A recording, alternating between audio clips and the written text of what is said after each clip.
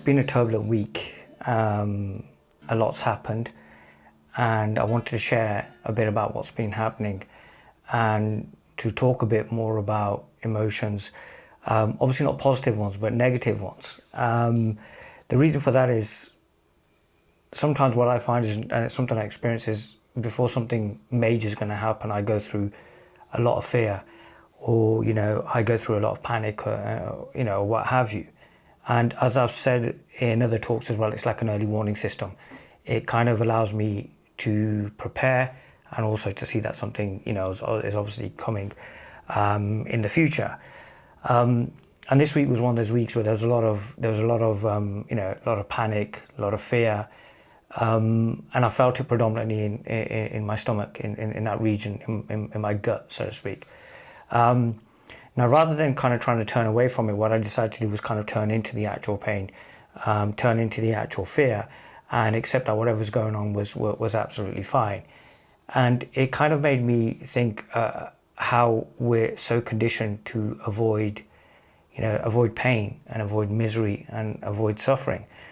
And because we're so conditioned to avoid these emotions, when these emotions come up, rather than accept them and take the lesson that's being offered, what we decide to do is, we decide to kind of try to run away from it. And what it is doing is literally like putting a lid on it. And it was something I remember talking a lot about, in my talks in Bosnia about managing emotions, that rather than putting a lid on the emotion, what we should do really is fully accept the emotion, allow it to pass. If resistance comes up, that's fine as well, because you can learn a lot from even resisting an emotion as well.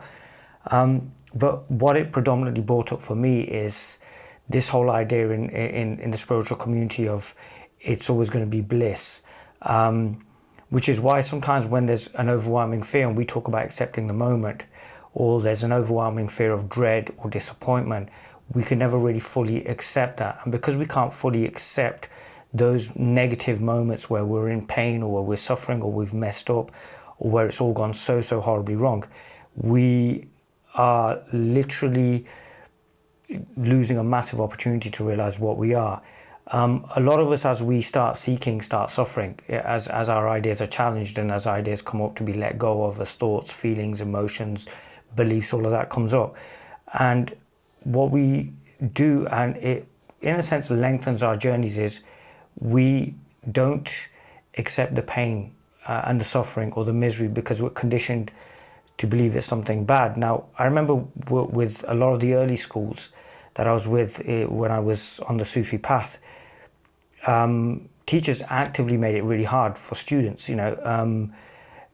Sometimes the conditions were absolutely crazy. And as much as horrible as it was, in that pain and in that misery and in that suffering, we were always now, it's something I say a lot of when we're trying to meditate and try to still the mind, or, empty the mind of thoughts. It's so hard, but if we stub our toe, it's amazing how, if I was to try to talk to you about meditation or anything else, that pain is all encompassing.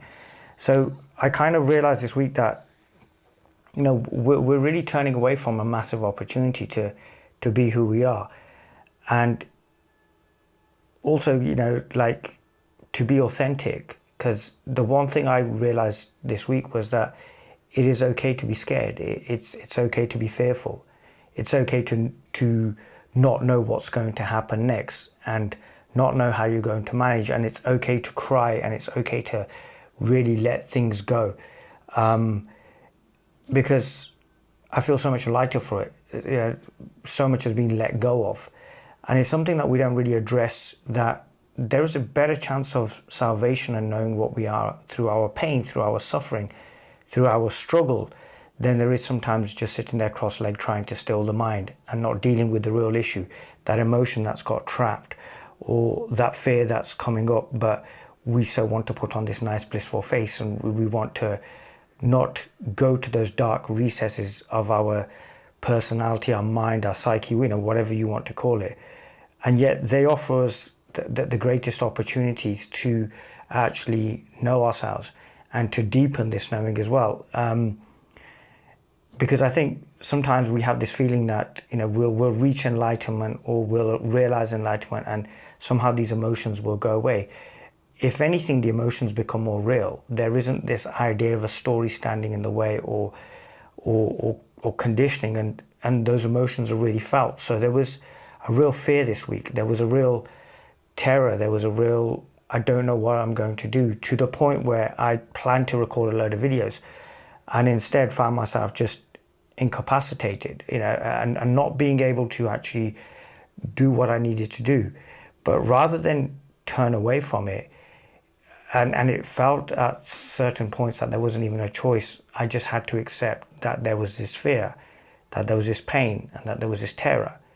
And as it passed, there was a lightening and an understanding and a knowing that deepened that, yes, this makes sense. This always happens. So rather than denying this whole ebb and flow of emotions, allow yourself to accept it. And as you accept it, in this acceptance of the ebb and flow of emotions, what we might find is that we'll realize that these emotions are transient. They'll lose value. We'll start seeing that it's all part of one consummate whole, one reality, and that it is equally valid to mess up and it's equally valid to feel pain and suffering and be miserable and be depressed and suffer from anxiety and depression and pain. And that's perfectly fine, that it's okay to feel like that, because sometimes we feel that there's something wrong with us. And it could just simply be that we're riding the ebb and flow of life, and we've been conditioned to believe that this is right, this is spiritual, but that isn't. And that in itself creates another separation, because then what we find is, by following these ideas of what it means to be spiritual or what it means to be truly what you are, and I want you to realize that I've just said these ideas, that we get ourselves caught in another trap, and that trap is that we then start looking for something which isn't real. It's a construct of the mind, and I've talked about this in previous videos. But with our acceptance, and I'd like to add, it's not a passive acceptance. With our acceptance of what is, whatever's coming up, as and how it's coming up, what we can find is that we're able to let go so much more easier. We're able to, in a sense, live lightly. We're able to, in a sense, be more in the moment. We're able to just be without effort. And after a while, there is no being. There isn't anybody doing this or trying to be something. There's just this authenticity which allows anything to come up. So it was an authenticity that allowed this fear to come up. This, I don't know what's going to happen next. I've noticed, and I've said this on videos, my work is changing. The way I'm talking, communicating is changing, and it's a very delicious kind of a feeling of just being here and realizing that there isn't anything but here, that there is no there or over there. And even if there is this idea of over there or over there, it's still happening in this one moment, in this one consciousness. And that if we can just accept this and accept whatever it brings up. So this week it's brought up fear. And if we can accept that and fully accept that, we can find that we see and we understand more of ourselves, which is why there is that saying, the hour is darkest before the dawn. It is the darkest before the dawn, but it offers such an opportunity for ourselves to see that we are so much more. So let's not get hung up on how we should be feeling, and let us embrace those moments of despair as much as we embrace those moments of joy. Let us accept those moments of despair the way we would accept moments of joy, because then when somebody says, could you accept this moment, and that moment is disappointment, you may find that by accepting that disappointment, that is transformative. Because we're told that if we accept, we fully accept, the idea of seeking dies. Well, we can allow the idea of seeking to die by accepting our despair, accepting our pain, our misery, our brokenness, our being wrong, our insecurities, our failures, our lack of confidence. And what we find is, as we accept those, we heal, we transform, we become something else. And as I've said that, it's such a contradiction. We don't become something else, we just become what we are, what we truly are. So accept, because you may find that acceptance is radical, it's empowering, and it allows us to see more and more of what we truly are.